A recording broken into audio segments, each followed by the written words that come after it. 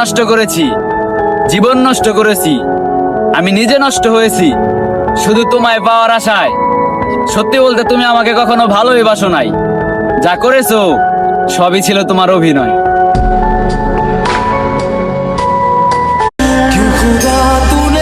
আমাকে ঠকিয়ে তুমি হাসবা কতদিন? কারো না কারো কাছে ঠকে গিয়ে তুমিও কাঁদবে একদিন।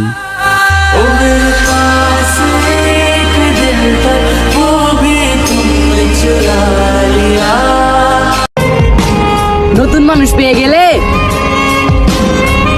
পুরাতন মানুষের সাথে কথা বলার ধরন পাল্টে যায়।